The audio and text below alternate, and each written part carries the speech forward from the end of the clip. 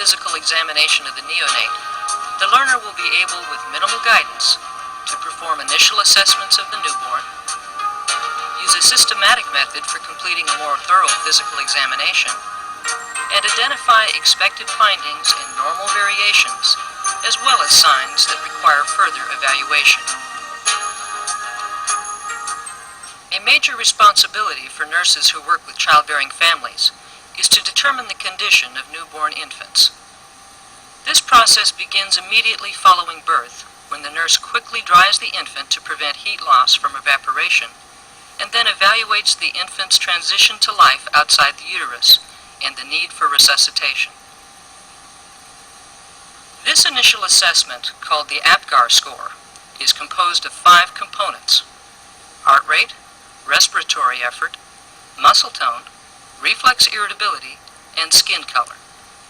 The newborn is given a score from 0 to 2 for each category. The assessment is completed at 1 minute and repeated at 5 minutes following birth, and must be performed quickly. The nurse auscultates the apical pulse to determine heart rate. If the rate is above 100 per minute, the infant receives a score of 2. If less than 100, a score of 1, and 0 if there is no heart rate. Respiratory effort is assessed by observing and auscultating the chest. A score of 2 is given if the infant is crying vigorously, or if the respirations are spontaneous and regular. 1 if the effort is weak or irregular, and 0 if there is no effort. The muscle tone of a full-term infant is judged by the amount of flexion. Well-flexed extremities receive a score of 2. Some flexion, a score of 1, and if the infant is flaccid, the score is 0. The nurse evaluates reflex irritability by gently slapping the sole of the infant's foot, or by inserting a catheter in the newborn's nose. A responding cry receives a score of 2. A grimace receives a score of 1, and no response is scored 0. Color is the 5th component, and the infant must be assessed for both central and peripheral cyanosis. If the Caucasian infant is completely pink, indicating oxygenated blood, the score is 2. The score is reduced to 1 if the hands and feet are bluish. If the infant is pale or if the body or face is blue, the score is 0.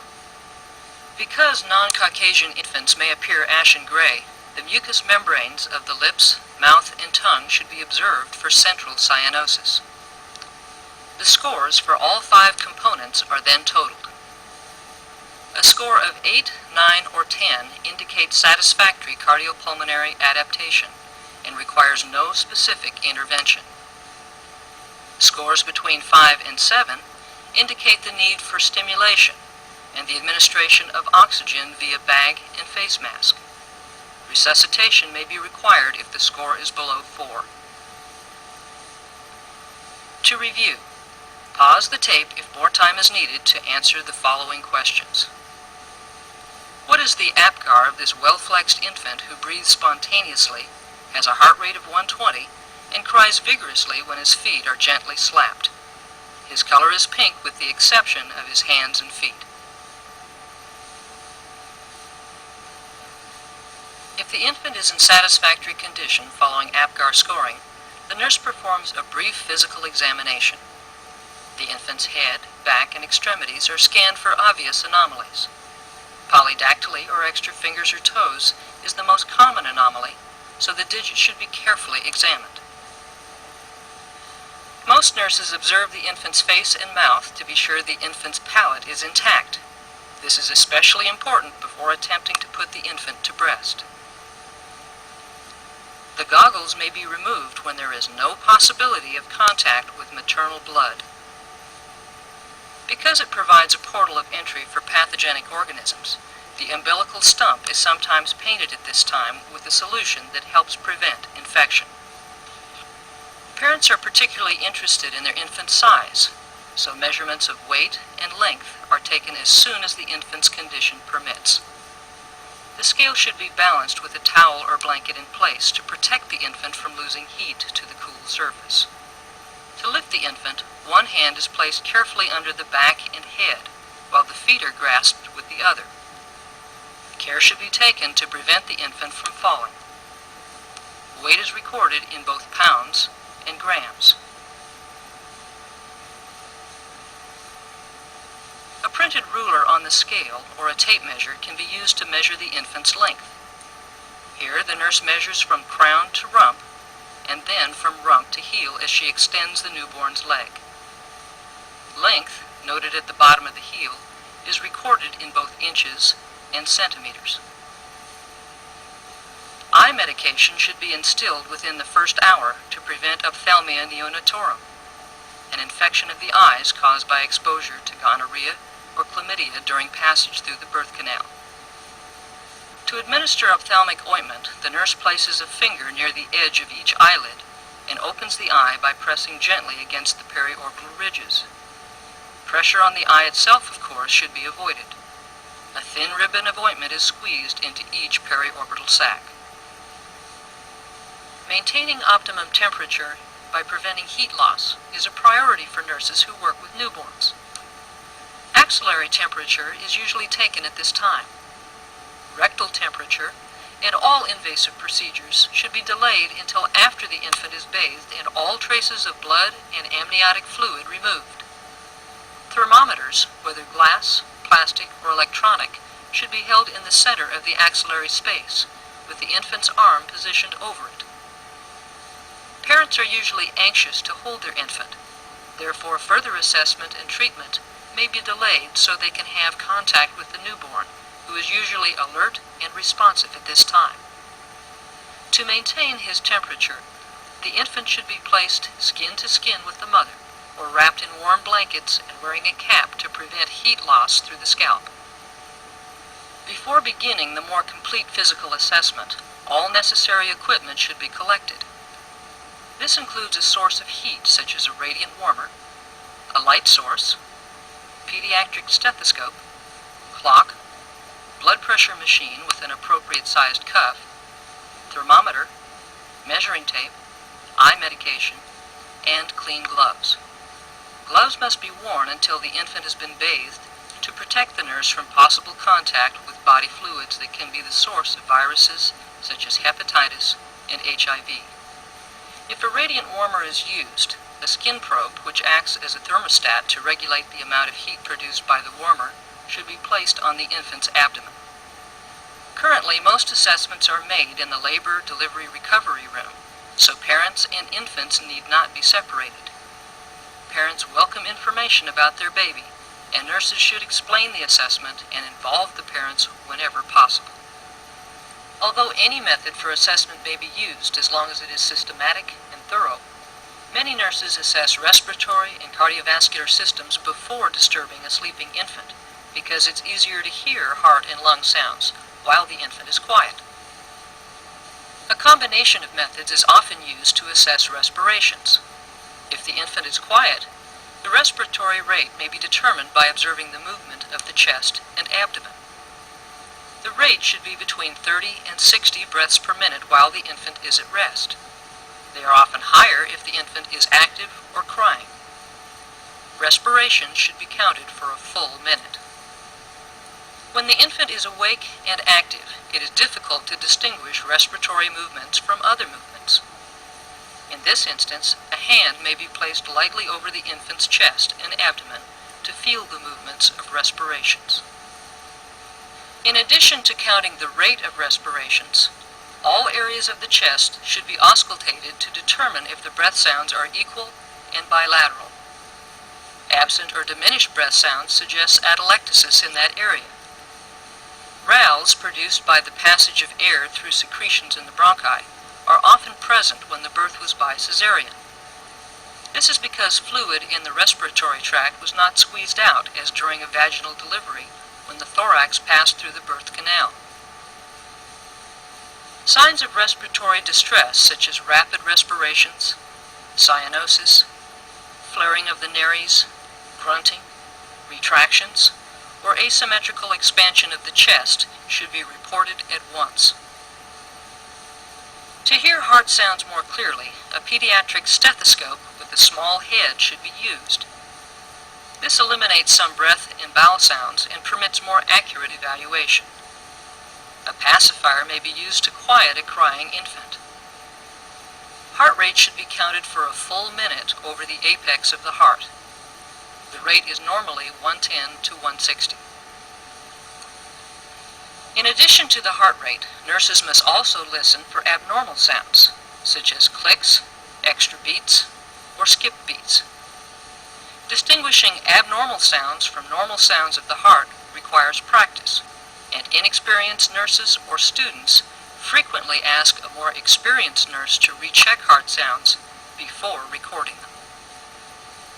When blood pressure measurements are required, a Doppler instrument or electronic monitor provide the most accurate information. To prevent errors, a newborn cuff of the appropriate size should be used. Blood pressure should be assessed in the legs as well as in the arms. Normal blood pressure in a newborn is 65 to 80 systolic and 30 to 40 diastolic. Blood pressure that does not fall within these normal parameters or pressure that is lower in the legs than in the arms should be rechecked, and if still abnormal, reported to the physician. Brachial and femoral pulses should be palpated for rate and intensity. The nurse places her fingers gently over the artery to check brachial pulses. Fingers are also pressed gently over the groin areas to palpate and compare femoral pulses. Brachial and femoral pulses can be compared by palpating them simultaneously. To review, pause the tape if more time is needed to answer the following questions. Why does this nurse auscultate all areas of the chest? What sign of respiratory distress does this infant exhibit? How should the learner respond when abnormal heart sounds are heard?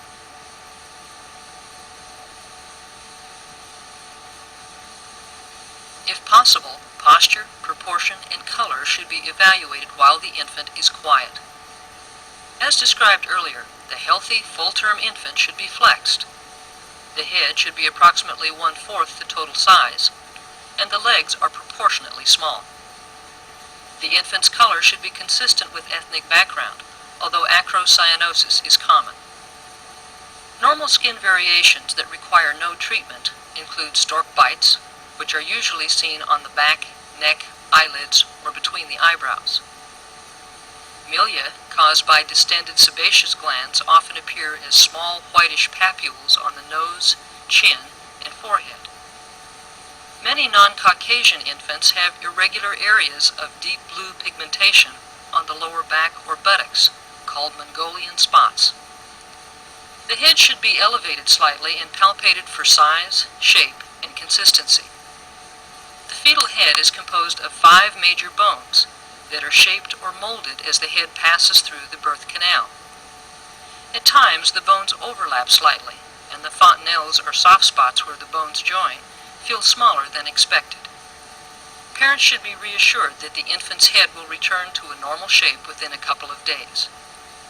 Both the diamond-shaped anterior fontanelle and the triangular posterior fontanelle, located here under the nurse's index finger, should be palpated with the infant in an upright position. The fontanelle should be flat, neither depressed, indicating dehydration, nor bulging, indicating increased intracranial pressure. The fetal head molds or elongates to fit through the pelvis during birth.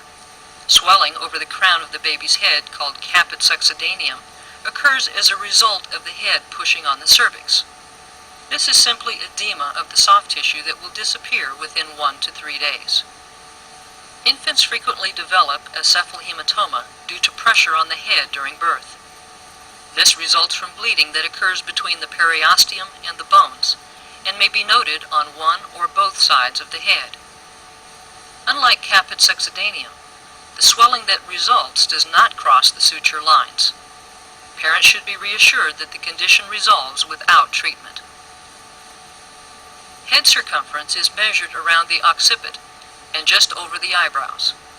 Normal ranges are 33 to 35.5 centimeters, or 13 to 14 inches.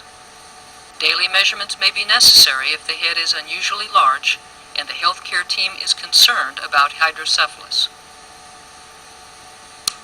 The eyes are examined for color, which is usually slate gray, dark blue, or brown in non-Caucasian infants.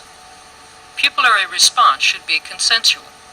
That is, both pupils should constrict or dilate at the same time when a light is shined in either. Subconjunctival bleeding or edema of the eyelids that may occur during birth should be noted. The location of the ears should be evaluated at this time. The top of the pinna should be horizontal to the outer canthus of the eye. Low-set ears suggest chromosomal abnormality and require further assessment. Skin tags are frequently observed near the ears. They may be insignificant.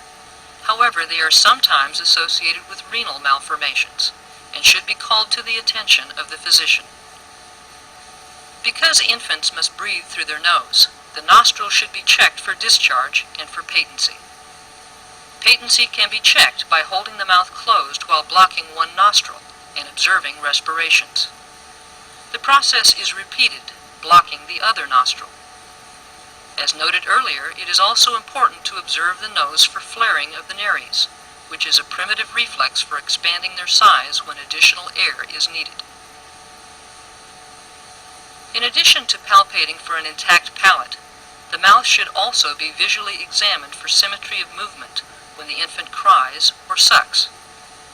Paralysis of the facial nerve, which may occur during a traumatic delivery, causes drooping of one side of the mouth and may affect movement of the tongue. Small white hard cysts called Epstein's pearls are often visible on the palate or gums. These disappear spontaneously. Precocious teeth are usually removed by the physician to prevent aspiration when they fall out. If circumoral cyanosis is present, the nurse must determine if the condition improves with crying. If it does, this may indicate a need for gentle stimulation to increase oxygenation. Conversely, increased cyanosis with crying or other activities such as feeding may indicate cardiac problems and should be reported at once. The feeding reflexes, particularly rooting and sucking, are also assessed. To elicit rooting, the nurse strokes the side of the infant's mouth with a finger, and the infant should move the mouth toward that side. This reflex helps the infant find the nipple for feeding. Normal full-term infants should have a strong suck reflex that can be elicited by touching the lips or palate. The reflex may be less active if the infant is preterm, ill, or has been fed recently. To review, pause the tape if more time is needed to answer the following questions. How is head circumference measured? What causes this infant's caput succedaneum? How does it differ from cephalhematoma? The infant's neck should be short, thick, and surrounded by skin folds. Webbing of the neck or an obvious fat pad between the head and back should be reported. The head should turn easily from side to side. Fracture of the clavicle is one of the most common birth injuries, particularly if the infant is large and passage through the birth canal was difficult. The nurse should move the fingers slowly and carefully over the surface of the clavicle to determine if it is intact. A palpable lump or a grating sensation indicate a fracture. Nurses should also observe the arms for symmetrical movements, because there is often paralysis of the arm on the side of the fracture. Additional assessments of the chest are often made at this time. The chest should be cylindrical in shape, and the xiphoid cartilage may be visible at the end of the sternum. The size, placement, and number of nipples should be noted. Supernumerary nipples can occasionally be seen in both male and female infants. Some infants have enlarged breast tissue due to maternal hormones. A measuring tape should be placed at the nipple line to measure chest circumference. The average circumference is 30.5 to 33 centimeters, 12 to 13 inches, approximately 2 to 3 centimeters smaller than the head. Pulling the tape from under the infant may cause a small laceration, so the infant should be lifted as the tape is removed. The newborn's abdomen should be soft, round, and symmetrical. Bowel sounds are usually audible within a few hours after birth if the abdomen is auscultated in all four quadrants. The abdomen may be measured if abnormal distension or localized bulging, which may indicate bowel obstruction, is noted. Bulging around the cord remnant may suggest umbilical hernia. The umbilical cord stump is normally bluish-white in color. It should contain 2 arteries and 1 vein. The arteries are usually easy to find because arterial tissue is tough and erectile. The vein appears as a large, flat opening. Absence of an artery suggests other anomalies, particularly of the kidneys. Extremities should be inspected for length and size relative to each other. If the infant cries when the extremities are palpated, a fracture should be suspected. When healthy newborns are startled, they exhibit the Moro reflex. Both arms should extend and abduct, while the fingers fan open with the thumb and forefinger forming a C position. Asymmetrical movement of the arms may be due to fracture of the clavicle, as stated earlier, or to damage to the brachial plexus. Because the hips can be inadvertently damaged, only experienced personnel should evaluate the infant for hip dysplasia.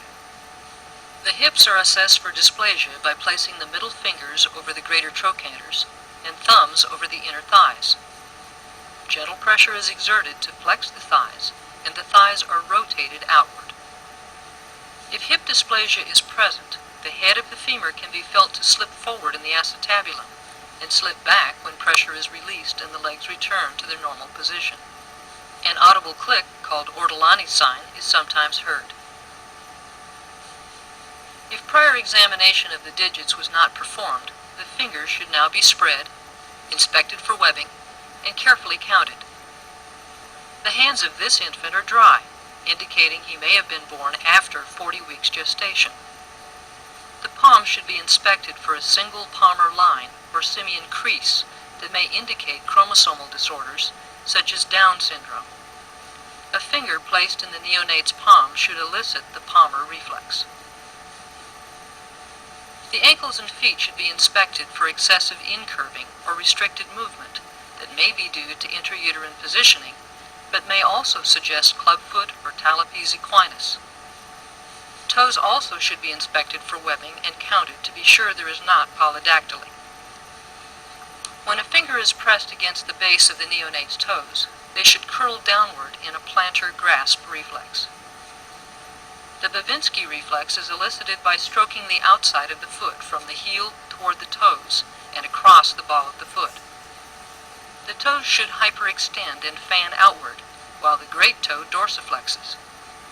Although the Babinski reflex disappears within a few weeks, absence at birth may indicate neurological problems.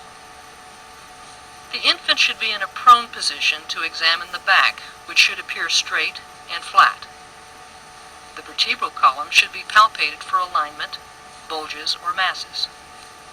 An indentation or tufts of hair are associated with spina bifida, a failure of the vertebrae to close. The sacrum should be examined for dimpling that may indicate pilonidal cyst or sinus. While the infant is in the prone position, the legs can be straightened and inspected for equal length and for symmetry of gluteal folds. Unequal length or asymmetrical folds are indications of hip dislocation. Usually the genitals and anus are assessed last. In female infants, the labia are often edematous, particularly if the birth was breech. The labia majora should be separated and the labia minora and clitoris carefully inspected for size and location. A considerable amount of vernix is often present in the labial folds. A vaginal or hymenal tag, which will disappear in a few weeks, may be evident. There is often a vaginal discharge of thick whitish mucus that may be tinged with blood. This is called pseudomenstruation and is due to withdrawal of maternal hormones. A record of wet diapers is kept to confirm that the infant is voiding at least 6 to 8 times each day, which indicates that she is adequately hydrated. The penis is inspected to determine if the urinary meatus is correctly positioned at the end of the glans penis. Hypospadias, which occurs when the urinary meatus is located on the undersurface of the penis, requires corrective surgery and should be reported to the physician. A record of voiding is kept, as described for the female infant. The scrotum is inspected for size and symmetry. Hydrocele, a collection of fluid surrounding the testes, is common in newborns. The scrotum should be palpated to verify that the testes have descended into the scrotal sac. The testes are palpated separately between the thumb and forefinger of one hand, with the fingers of the other hand placed together over the inguinal canal. The anal area is inspected to verify that it is patent and has no fissures. The passage of the first stool, meconium, should occur within the first 24 hours after birth. To review, pause the tape if more time is needed to answer the following questions. How is the chest measured? How does it compare to head circumference? What blood vessels are in the umbilical cord? How are the testes palpated?